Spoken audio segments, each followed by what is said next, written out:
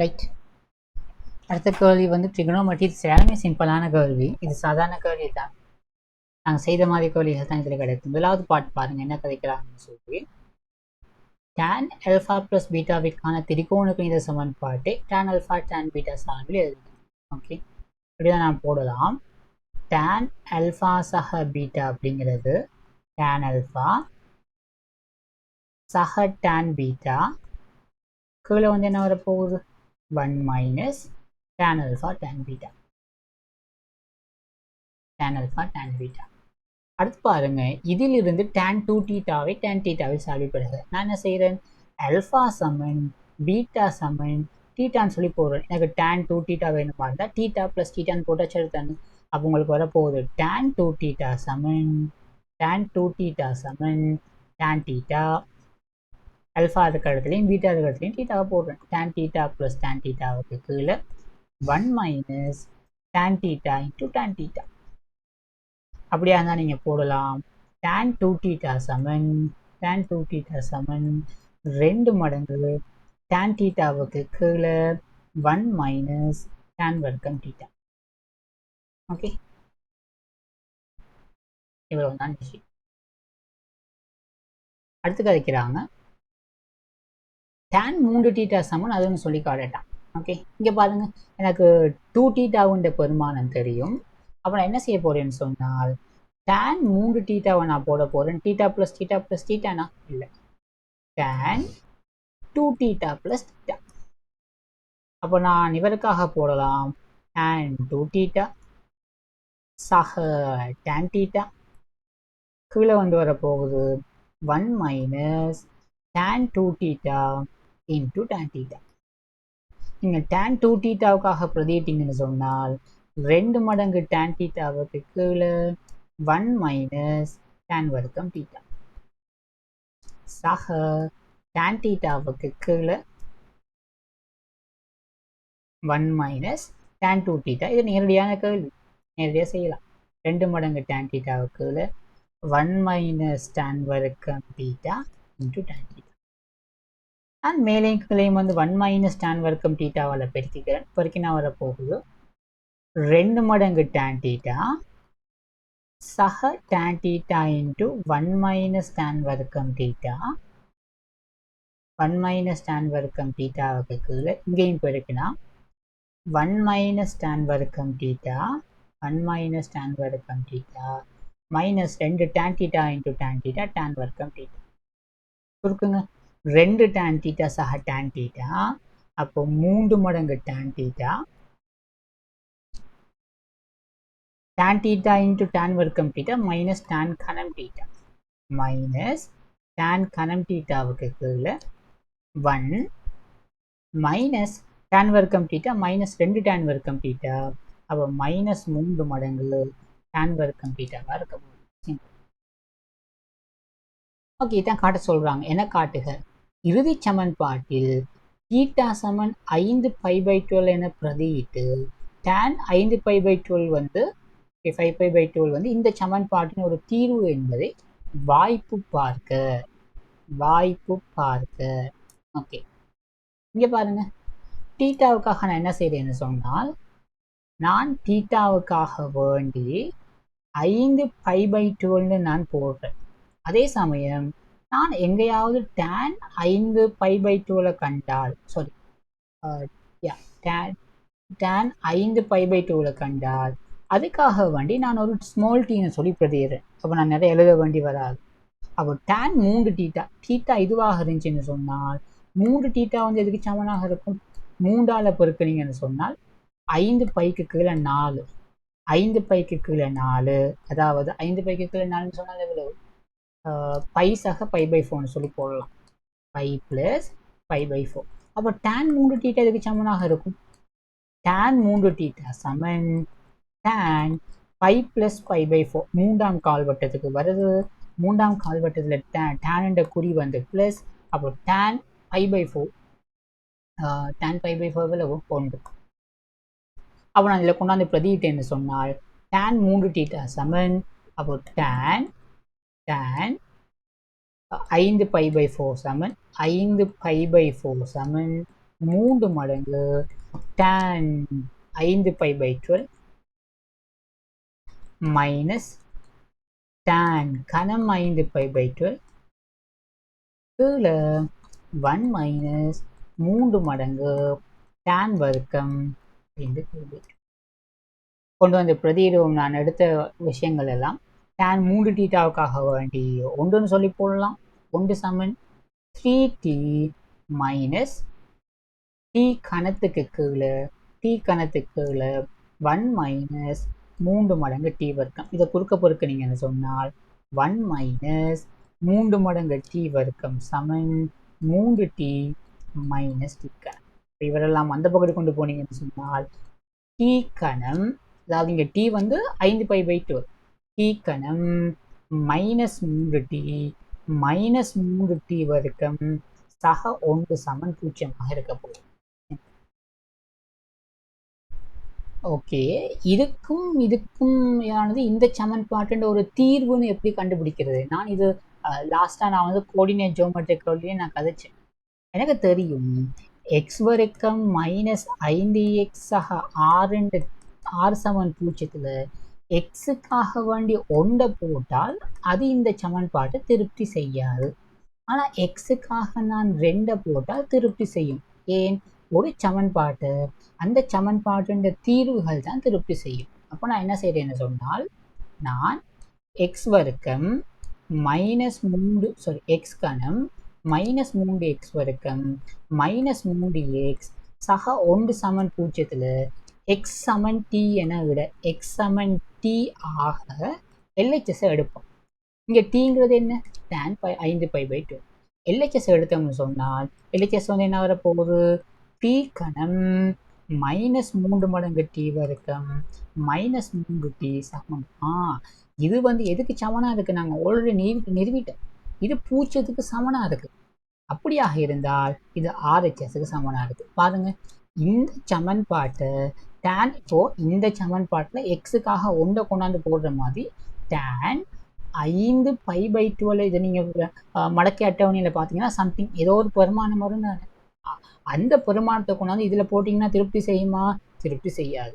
அந்த பெருமானத்தை கொண்டாந்து இதில் போடும்போது திருப்தி செய்துன்னு சொன்னால் இந்த சமன்பாட்டுக்கு tan 5π/12 அப்படிங்கிறது ஒரு தீர்வாக இருக்கும். எனவே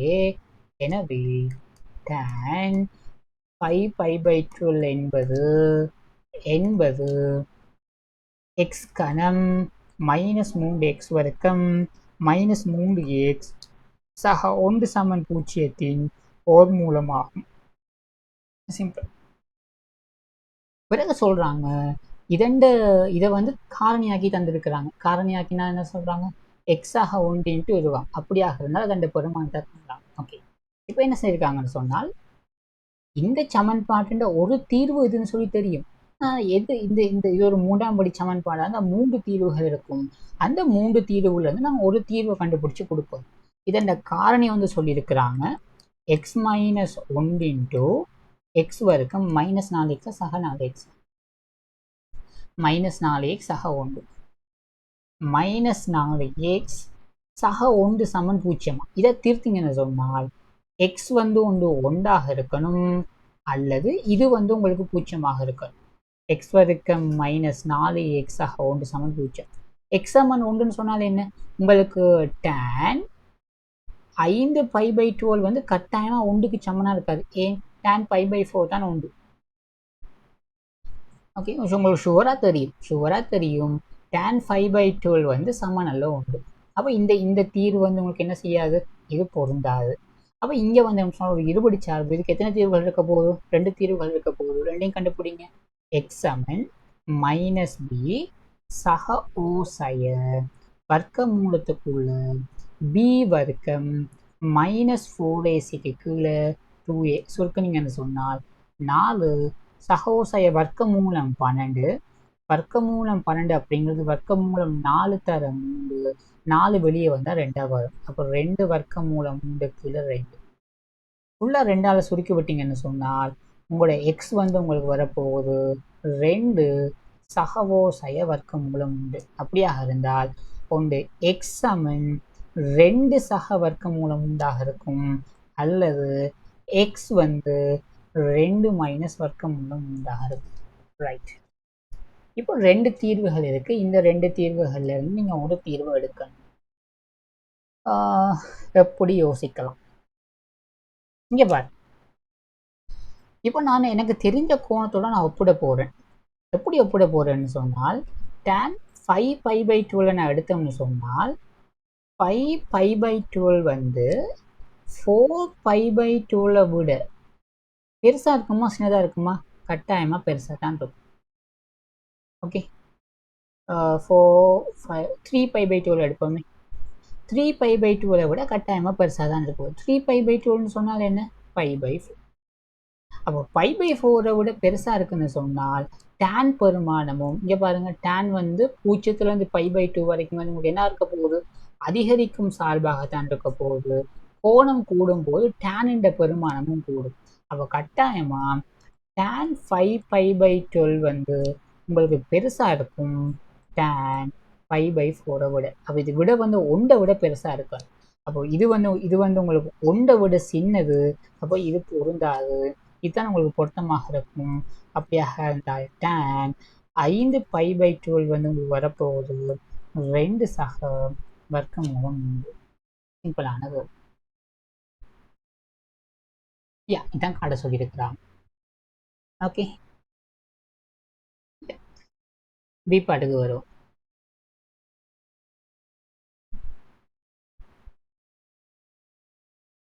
பி பாட்டில் சொல்லியிருக்கிறாங்க 0லிருந்து பூஜ்ஜியத்துக்கும் பைக்கும் இடையில ஏ இருக்குதான். பூஜ்ஜியத்துக்கும் பைக்கும் இடையில பூஜ்ஜியத்துக்கும் பைக்கும் இடையில வந்து ஏ இருக்குதான். அப்படியாக இருந்தால் tan வர்க்கம் a பை 2 வந்து 1 மைனஸ் கொசைக்குள்ள 1 பிளஸ் கொசை. 1 மைனஸ் கொசைக்கு கீழே 1 பிளஸ் கொசையா. சிம்பிள். என்ன செய்யலாம்? இதை நிறுவட்டான் LHS எடுப்போம். நீங்கள் வந்து RHSல இருந்து கூட டிரெக்டாக LHSக்கு வரலாம். நான் இப்படி போகிறேன். LHS எடுத்தோம்னு சொன்னால் tan வர்க்கம் a பை 2 நான் போடலாம். sin வர்க்கம் a பை 2க்கு கீழே cos வர்க்கம் a பை 2. இப்போ நான் இந்த வர்க்கத்தை இல்லாமல் ஏக்கு கொண்டு வரணுமா இருந்தால் நான் என்ன ஃபார்முலாவை பாவிக்கலாம்? எனக்கு தெரியும். cos 2 தீட்டாவை நீங்கள் 4 விதமாக எழுதலாம். ஏன்னா முக்கியமான 2 முறை நான் போட்டோம்னு சொன்னால் cos 2 தீட்டாவை நீங்கள் போடலாம் 2 மடங்கு cos வர்க்கம் தீட்டா மைனஸ் 1. அதே மாதிரி நீங்கள் போடலாம் 1 minus 2 times sin square theta. அப்போ நீங்கள் cos வர்க்கம் தீட்டாவை வந்து cos 2 தீட்டாவுக்கு மாற்றணுமாக இருந்துச்சுன்னு சொன்னால் cos வர்க்கம் தீட்டா வந்து உங்களுக்கு சமனாக இருக்க போகுது cos 2 தீட்டா சக 1/2. அதே மாதிரி sin வர்க்கம் தீட்டா வந்து உங்களுக்கு எதுக்கு சமனாக இருக்குன்னு சொன்னால் sin வர்க்கம் தீட்டா சமம் 1 மைனஸ் cos 2 தீட்டாவுக்கு 2. இதை கொண்டு வந்து இங்கே பிரதியிட்டீங்கன்னு சொன்னால் sin வர்க்கம் a பை 2க்காக வேண்டி போடலாம் 1 மைனஸ் cos aக்கு கீழே 2 கீழே cos வர்க்கம் a பை 2க்காக வேண்டி போடலாம் 1 பிளஸ் cos aக்கு கீழே 2.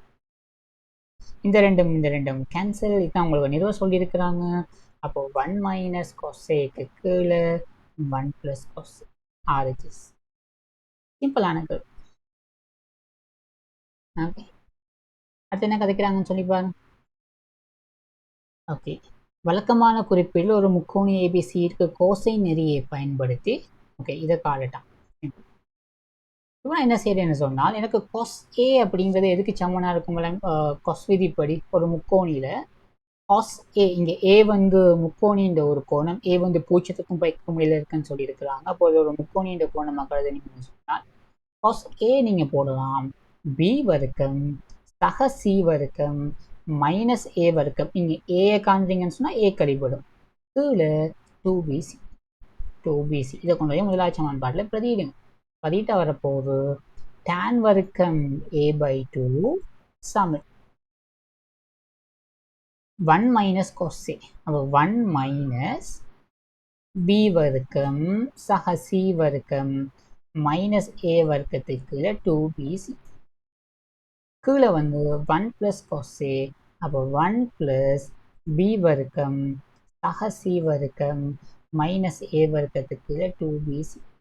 மேலே ஃபுல்லாக 2BCயால் பெருக்குனீங்கன்னு சொன்னால் 2BC மைனஸ் B வர்க்கம் மைனஸ் E வர்க்கம் மைனஸ் B வர்க்கம் மைனஸ் C வர்க்கம் இங்கே மைனஸ் இன்ட்டு மைனஸ் ப்ளஸ் அப்போ சக A வர்க்கம் கீழே வந்து வரப்போகுது 2BC சக B வர்க்கம் சக C வர்க்கம் மைனஸ் C வர்க்கம். இதை நீங்கள் சுருக்கணும். இங்கே பாருங்க, நான் இவரை போட்டுக்கிறேன். ஃபர்ஸ்ட்டாக A வர்க்கம் இவங்க 3 பேர்த்துலேருந்து ஒரு மைனஸ் ஆனால் பொதுவாக எடுக்கு. மைனஸை பொதுவாக தான் எனக்கு வரப்போகுது B வர்க்கம் மைனஸ் 2BC சக C வர்க்கம். கீழே முதல் 3 பேர்த்தையும் தனியாக வச்சுக்குவோம். B வர்க்கம் சக 2BC சக C வர்க்கம் மைனஸ் A வர்க்கம். இங்கே பாருங்க, A வர்க்கம் மைனஸ் B வர்க்கம் மைனஸ் 2BC சக C வர்க்கம். இதுக்காக நான் என்னென்னு போடலாம்? B மைனஸ் C முழுவதண்ட வர்க்கம். கீழே வந்து என்ன வரப்போகுது? கீழே B சக C முழுவதண்ட வர்க்கம் B சக C முழுவதண்ட வர்க்கம் மைனஸ் A வர்க்கம். இது வந்து என்ன? இது வர்க்கங்களோட வித்தியாசம். எங்கேயாவது நீங்கள் எக்ஸ் வர்க்கம் மைனஸ் y வர்க்கத்தை போட்டிங்கன்னு சொன்னால் இதுக்காக நீங்கள் போடலாம் எக்ஸ் சக y இன்டூ எக்ஸ் சக y. சிம்பிள். அப்போ நீங்கள் இவரை சுருக்குனீங்கன்னு சொன்னால் வரப்போகுது A எக்ஸ் சக y. அப்போ A சக B மைனஸ் C. அப்போ A சக B minus C into X சக y A minus B minus C. அப்போ ஓகே, நீங்கள் வேணுமா தான் எழுதி காட்டு. Minus B minus C. Okay, நீங்கள் வந்து இப்படி போடுறது இல்லையா? A minus B minus C. இது போல B மைனஸ் சிக்கு கொமனா மைனஸ் எடுக்கு. கீழே வந்து உங்களுக்கு வரப்போகுது B சக C சக A இன்டூ B சக C சக A. இவரை நீங்கள் குறுக்க பெருக்குங்க. இது வந்து tan வர்க்கம் A/2 குறுக்க பெருக்குனா உங்களுக்கு வரப்போகுது குறுக்க பெருக்கினா வரப்போகுது A சக B சக C இன்டூ B சக C minus A into tan வர்க்கம் A/2 இது சமன் A சக B சக C இன்டூ A சக B சக C. A சக B சக C. இதுவா காட்ட சொல்கிறாங்க. A சக B சக C-யா?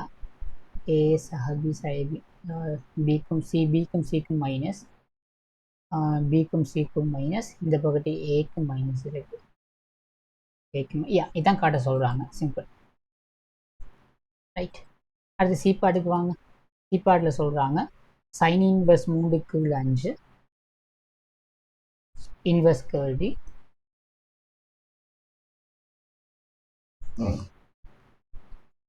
sin inverse 3/5 plus sin inverse 5/13 5/13 சமன் 5/13 சமன் sin இன்வர்ஸ் 56 ஏதோ சம்திங் இருந்துச்சு 56/65. சிம்பிள். அப்படி நிறுவுவது உங்களுக்கு தெரியும். இப்போ எனக்கு sin இன்வர்ஸ் ஒரு எக்ஸின் பெருமானம் வந்து ஒரு தீட்டா. இங்கே எக்ஸுங்கிறது வந்து உங்களுக்கு என்னன்னு சொன்னால் ஒரு நம்பர். எதுக்கு? -1க்கும் 1க்கும் முடியல இருக்கிற ஏதோ ஒரு நம்பர் தான் எக்ஸ். இப்போ உதாரணத்துக்கு நாங்கள் எடுப்போம் sin இன்வர்ஸ் அரை. இங்கே பாருங்க, ஒரு நம்பர். இது சமன் தீட்டா. தீட்டான்னு சொன்னால் இங்கே தீட்டா அப்படிங்கிறது கவனமாக இருக்கணும். தீட்டாவுக்காக நீங்கள் எல்லா கோணங்களையும் போட இயலாது. நீங்கள் போட்ட கோணங்கள் -π/2க்கும் π/2க்கும் இடையில இருக்கும். ரைட். அதே மாதிரி நீங்கள் டேனுக்குமே வந்து இதே மாதிரி தான். tan இன்வர்ஸ் எக்ஸ் வந்து உங்களுக்கு தீட்டாவாக இருந்துச்சுன்னு சொன்னால் இங்கே தீட்டாவுக்கு நீங்கள் எல்லா கோணங்களையும் எடுக்க இயலாது. தீட்டா வந்து -π/12க்கும் π/12க்கும் இடையில இருக்கும். ஓகே, வாங்க இது சம்மந்தமாக டீட்டெயிலாக படிச்சிருக்கோம். என்ன ரீசன்? நாங்கள் வந்து ஒன்று சார்புகளுக்கு மட்டும்தான் வந்து உங்களுக்கு என்ன இருக்கும், நேர்மாறு இருக்கும். அப்போ நாங்கள் அந்த கன்செப்டில் வந்து நாங்கள் டீட்டெயிலாக படிச்சிருக்கோம். இது என்ன ரீசன்னு சொல்லுவோம், ரைட்? ஒரு ஒரு எந்த இப்போ சார்புகள் வந்து 4 விதமான சார்புகள் இருக்குது. என்ன? ஒன்று சார்பு, ஒரு எக்ஸ் பெருமானத்துக்கு ஒரு y பெருமானம் தான் இருக்கும். அதே மாதிரி வந்து பார்த்தீங்கன்னு சொன்னால் பல ஒன்று சார்பு, பல எக்ஸ் பெருமானங்களுக்கு வந்து ஒரே y பெருமானங்கள் இருக்கும். அதே மாதிரி ஒன்று பல சார்பு, ஒரு எக்ஸ் பெருமானத்துக்கு வந்து நிறைய y பெருமானங்கள் இருக்கும். அதே மாதிரி பல சார்பு, பல எக்ஸ் பெருமானங்களுக்கு பல y பெருமானங்கள் இருக்கும். இதில் இந்த வகையான சார்புகளுக்கு மட்டும்தான் இன்வர்ஸ் இருக்கும். அப்போது நாங்கள் என்ன செய்வோம்னு சொன்னால், நம்மளோட சைன் கிராஃப் எடுத்தோம்னு சொன்னால் சைன் கிராஃப் வந்து எப்படி வரப்போகுது? சைன் கிராஃப் வந்து இப்படி வரப்போகுது. இது வந்து என்ன மாதிரியான கிராஃப்னு சொன்னால் பாருங்க, எக்ஸினுடைய பல பெருமானங்களுக்கு பையின்ற ஒரே பெருமானம் வரும். அப்போ இது பல ஒன்று சார்பு. அப்போ இந்த சார்புக்கு வந்து எனக்கு நேர்மாறு இன்வர்ஸ் இருக்குமான்னு கேட்டிங்கன்னா இல்லை, இந்த சார்புகளுக்கு எனக்கு இன்வர்ஸ் இருக்காது. அப்போ நாங்கள் இதை வந்து ஒன்று சார்பாக மாற்றுறதுக்காக நாங்கள் என்ன செய்வோம்னு சொன்னால், இதன் எல்லைகளை நாங்கள் கட்டுப்படுத்துவோம். எதுலேருந்து எது வரைக்கும்னு சொன்னால் -π/2லேருந்து π/2 வரைக்கும். -π/2லேருந்து π/2 வரைக்கும் நாங்கள் இதன் எல்லைகளை கட்டுப்படுத்தினோம்னு சொன்னால் இது 1-to-1 சார்பு. இப்போ இந்த வீச்சில் நீங்கள் என்ன செய்யலாம்னு சொன்னால் இதுக்கு நீங்கள் இன்வர்ஸ் கண்டுபிடிக்கலாம். இதுதான் இதுக்கு பின்னாடி இருக்கிற ஐடியா. எப்பவும் சைன் இன்வர்ஸ் எக்ஸுக்கு நீங்கள் ஒரு கோணம் வருதுன்னு சொன்னால் அந்த கோணம் -π/2க்கும் π/2க்கும் இருக்கணும். tan இன்வர்ஸ் எக்ஸுக்குமே வந்து -π/2க்கும் π/2க்கும் இருக்கும். நான் எப்பவும் சொல்லியிருக்கேன், சைனும் டேனும் வந்து ஃப்ரெண்ட்ஸ். அவங்க 2 பேரும் பெரும்பாலான இடங்களில் ஒரே மாதிரி இருப்பாங்க. கொஸ் கொஞ்சம் வித்தியாசமான ஆள். அதே உங்களுக்கு காஸ் இன்வர்ஸ் எக்ஸ் வந்து உங்களுக்கு தீட்டாவாக இருந்துச்சுன்னு சொன்னால் இங்கே தீட்டா அப்படிங்கிறது 0க்கும் πக்கும் இடையில இருக்கும். ஓகே, தீட்டா வந்து 0க்கும் πக்கும் இடையில இருக்கும். ஏன்? கொஸ்டின் கிராஃப் வந்து உங்களுக்கு எப்படி வரும்னு சொன்னால் இங்கேருந்து கொஸ்டின் கிராஃப் வந்து சம்திங் இப்படி வருங்க. அப்போ இங்கே வந்து உங்களை எல்லைகளை கட்டுப்படுத்தும் போது எப்படி கட்டுப்படுத்துவாங்கன்னு சொன்னால் 0த்திலிருந்து பை வரைக்கும், 0த்திலிருந்து பை வந்து என்ன, பை இங்கே என்ன, பை வந்து -1. ஓகே, இந்த வீச்சில் தான் 1-to-1 சார்பாக இருக்கும். அப்போ 0த்திலிருந்து பை வரைக்கும் ஆட்சிகளை கட்டுப்படுத்துவதன் மூலமாக தான் நாங்கள் இன்வர்ஸ் எழுதுவோம். அப்போ கொஸ் இன்வர்ஸ் எக்ஸுக்கு நீங்கள் தீட்டா எழுதுறீங்கன்னு சொன்னால் தீட்டா வந்து 0த்திலிருந்து பை வரைக்கும். நான் ஜஸ்ட் உங்களுக்கு ஞாபகப்படுத்தினேன்னு அவ்வளோதான். இதை பற்றி நீங்கள் கூட யோசிக்காதீங்க. உங்களுக்கு ஃபைனலாக தெரிஞ்சிருக்க வேண்டியது அந்த வீச்சுகள் தான். சைன் இன்வர்ஸ்னு சொன்னால் -π/2க்கும் π/2க்கும் முடியல. டேனுக்குமே வந்து -π/2க்கும் π/2க்கும் முடியல. கொஸ்ஸுக்கு 0த்திலிருந்து பை வரைக்கும், அது வரைக்கும் தெரிஞ்சால் போதும். அப்போ நான் என்ன செய்கிறேன்னு சொன்னால் சைன் இன்வர்ஸ் 3/5 நான் எடுக்கிறேன். ஒரு அல்ஃபான்னு சொல்கிறேன். இங்கே அல்ஃபாங்கிறது கோணம் கட்டாயமாக நீங்கள் போடணும். அல்ஃபா வந்து உங்களுக்கு எதுக்கும் முடியல இருக்கும். ஓகே, நான் 2 பக்கமும் சைன் எடுத்துக்கிறேன். சைன் எடுத்தால் சைன் ஆல்ஃபா வந்து வரப்போகுது. சைன் ஆல்ஃபா வந்து 3/5. இது வந்து ஷுவராக பெருதுபூச்சியம்னு சொன்னால் இங்கே இப்போ நீங்கள் வந்து உங்களோட ரேஞ்ச் வந்து -π/2லேருந்து π/2 வரைக்கும். ஆனால் நீங்கள் -π/2லேருந்து 0 வரைக்கும் யோசிக்க தேவையில்லை. ஏன்? நீங்கள் அந்த இப்போ உங்களுக்கு இந்த ஆல்ஃபாவுக்கு சைன் எடுக்கும்போது ப்ளஸ் வருதுன்னு சொன்னால் ஆல்ஃபா கட்டாயமாக 0த்திலிருந்து π/2 வரைக்கும் தான் இருக்கணும். 0த்துக்கு இங்கே இந்த கேஸை பொறுத்தவரைக்கும் சமன் போட தேவையில்லை. ஏன்னால் இது 1-0 இல்லை. 0த்துக்கும் π/2க்கும் முடியல தான் இருப்பேன். அதே மாதிரி வந்து பார்த்தீங்கன்னு சொன்னால் நான் என்ன செய்கிறேன், சைன் ஆல்ஃபா வந்து 3/5, ஆல்ஃபா வந்து முதலாம் கால்வட்ட கோணம். அப்போ ஒரு செங்கோண முக்கோணியை கருவோம். இது ஆல்ஃபா. சைன் ஆல்ஃபா வந்து இது 3, இது 5ன்னு சொன்னால் இது 4ஆக இருக்கும். கொஸ் ஆல்ஃபா வந்து உங்களுக்கு என்ன வரப்போகுது? கொஸ் ஆல்ஃபா வந்து 4/5 இருக்கும். டேன் ஆல்ஃபா வந்து நமக்கு தேவையில்லை. ஓகே, அதே மாதிரி என்ன செய்கிறேன்னு சொன்னால், அப்போ இந்த கோணம் வந்து ஆல்ஃபா. நான் இவரை ஒரு பீட்டான்னு சொல்லி எடுத்தால், அப்போ சைன் இன்வர்ஸ் பீட்டாவை நான் எடுக்கிறேன் 5/13ன்னு சொல்லி. அப்போ பீட்டா வந்து உங்களுக்கு வரப்போகுது, பீட்டா வந்து சாரி நான் குழம்பிட்டேன். சைன் இன்வர்ஸ் 5/13 வந்து நான் ஒரு பீட்டான்னு சொல்லியிருக்கிறேன். அப்படியாக இருந்தால் பீச்சை நாங்கள் போடுவோம். எனக்கு தெரியும் சைன் பீட்டா வந்து உங்களுக்கு வரப்போகுது 5க்கும் 13க்கும் இல்லை, இதுக்கும் அதே கேஸ் தான். அப்போ இதுவும் 0க்கும் π/2க்கும் முடியல இருக்க போகுது. 0க்கும் π/2க்கும் முடியல இருக்க போகுது பீட்டா. இப்போ எனக்கு இங்கே ஆல்ஃபா ப்ளஸ் பீட்டாவை பற்றி கதைக்கிறாங்க. நான் இதுக்கு ஒரு செங்கோண முக்கோணியை வரைஞ்சிக்கிறேன். இது பீட்டா, இது 5, இது 13ன்னு சொன்னால் இது 12ஆக இருக்கும். 144 25. இப்போ எனக்கு ஆல்ஃபா ப்ளஸ் பீட்டா பற்றி கதைக்கிறதுனால நான் என்ன செய்கிறேன், சைன் ஆல்ஃபா ப்ளஸ் பீட்டாவை நான் எடுக்கிறேன். சைன் ஆல்ஃபா ப்ளஸ் பீட்டா வட்டை இது வந்து எனக்கு எதுக்கு செம்மனாக இருக்க போகுது, sine alpha cos beta plus cos alpha sine beta கொண்டு வந்து பெருமானங்களை பிரதியிடுங்க. சைன் ஆல்ஃபா வந்து என்ன 3/5 இன்ட்டு காஸ் பீட்டா வந்து என்ன, காஸ் பீட்டா வந்து பார்த்தீங்கன்னு சொன்னால் காஸ் பீட்டா வந்து எவ்வளவு 12/13 சக காஸ் ஆல்ஃபா வந்து என்ன 4/5 இன்ட்டு சைன் பீட்டா வந்து என்ன 5/13. சுருக்கினா என்ன வரப்போகுது, சுருக்கினால் 12 3 36/65 சக 20/65. அப்படியாக இருந்தால் 36 20 56/65.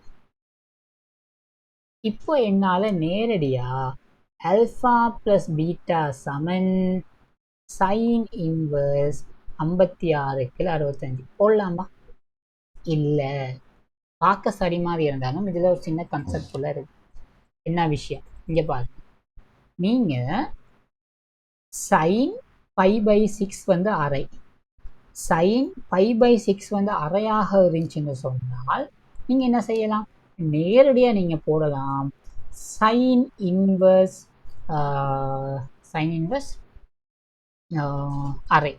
சைன் இன்வர்ஸ் அரை வந்து π/6ன்னு சொல்லி போடலாம். அதே இப்போ நான் எடுக்கிறேன் சைன் 180 பாகை, 180 பாகைன்னு சொன்னால் 5π/6. இதுவும் எவ்வளவு, இதுவும் அரை தான். இது அரையாக இருந்துச்சுன்னு சொன்னால் உங்களால் போட இயலுமா, சைன் இன்வர்ஸ் அரை சமன் 5π/6ன்னு சொல்லி. இல்லை, இது போட இயலாது. ஏன் போட இயலாது, நான் சொன்னேன் சைன் இன்வர்ஸ் வந்து -π/2க்கும் π/2க்கும் தான் போடணும். அப்போ நீங்கள் போடணுமாக இருந்தால் உள்ளுக்கு இருக்கிற கோணம் வந்து நீங்கள் சொல்லணும் -π/2க்கும் π/2க்கும் இடையில தான் இருக்குதுன்னு சொல்லணும். அப்போ நீங்கள் இன்னும் கொஞ்சம் டீட்டெயிலாக நீங்கள் என்ன செய்யணும்னா இந்த வீச்சு சம்மந்தமாக நீங்கள் யோசிக்க. இப்போ பாருங்க, நாங்க வந்து தெரிஞ்ச கோணங்களை வச்சு யோசிப்போம். இப்போ 3/5ன்னு சொல்லும்போது 0.6 0.6 3/5ன்னு சொல்லும்போது 0.6. அப்போ 0.6 அப்படிங்கிறது எனக்கு தெரிஞ்ச கோணம் வந்து அரை 0.5 0.5 விட பெருசா இருக்கு. ரைட், 0.5 விட பெருசா இருக்கு. அப்படியாக இருந்தால் இது 30 பாகை விட பெருசா இருக்கும். என்ன, அல்லது வர்க்கமூலம் 3/2ன்னு சொன்னா √3/2ன்னு சொன்னால் என்ன, வர்க்கமூலம் 3ங்கிறது எவ்வளவு 1.4 1.71 நினைக்கிறேன். வர்க்கமூலம் 3 வந்து வர்க்கமூலம் 3 வந்து 1.7 சம்திங். அப்போ 1.7ன்னு சொன்னால் 1.7 2ஆல் பிரிச்சா எவ்வளவு வரும், 0.8. ஓகே, இப்படி யோசிப்போம், இது நமக்கு ஈஸி. இங்க பாருங்க,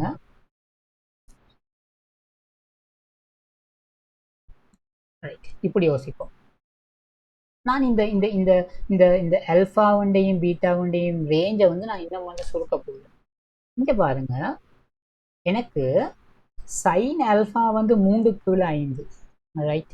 இங்கே பாருங்க, sin ஆல்ஃபா வந்து 3/5, 3/5 அப்படிங்கிறது 0.6, 0.6 அப்படிங்கிறது 0.6 அப்படிங்கிறது உங்களுக்கு வரப்போகுது வர்க்கமூலம் 3/2 விட சின்ன பெருமானம்.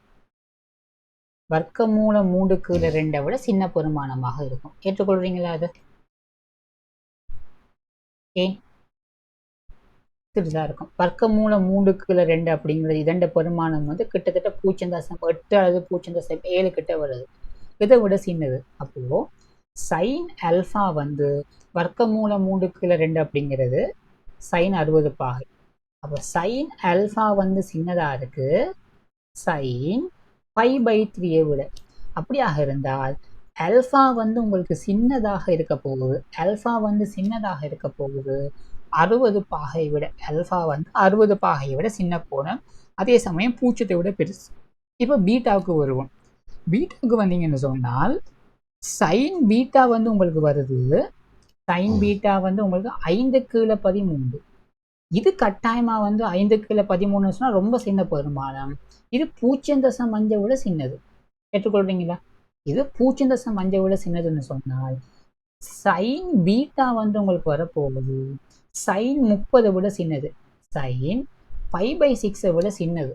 அப்படியா இருந்தால் பீட்டா வந்து உங்களுக்கு வரப்போகுது பீட்டா π/6 விட சின்னது, அதே சமயம் 0 விட பெருசு. இப்போ இந்த ரெண்டு கோணத்தையும் கூட்டினீங்கன்னு சொன்னால் கட்டாயமா ஆல்ஃபா பிளஸ் பீட்டா வந்து 90 பாகையை விட 30 பாகை 60 பாகை அப்போ 90 பாகை விட கட்டாயமா சின்னதாக.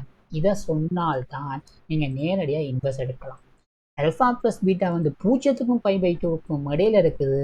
அதனால உங்களுக்கு சைன் ஆல்ஃபா பிளஸ் பீட்டா வந்து 56க்கு 65 இருக்குமாக இருந்துச்சுன்னு சொன்னால் ஆல்ஃபா பிளஸ் பீட்டா வந்து உங்களுக்கு சைன் இன்வர்ஸ் 56க்கு 65 இருக்கும். நேரடியாக போட்டிங்கன்னு சொன்னால் அதுக்குள்ள இப்படி செய்யத்தான் வேணும். நீங்கள் இப்படி செஞ்சாதான் சரி. ஓகேவா? இது முக்கியமான விஷயம். இதுக்கு கொஞ்சம் நீங்கள் முக்கியத்துவம் கொடுங்க. நான் இதில் செஞ்ச விஷயத்துக்கு கஷ்டமாக இருந்தால் அவருக்கு 2-3 தடவை நீங்கள் ரிவைஸ் பண்ணி பாருங்க, திரும்ப திரும்ப பாருங்க. ஓகே, யா, இவ்வளவு தான் 2016 பியூர் பேப்பர். நாங்கள் அடுத்து என்ன செய்வோம்னு சொன்னால் 2016 இந்த அப்ளைட் பேப்பர் இந்த டிஸ்கஷனை ஸ்டார்ட் பண்ணுவோம். ஓகே.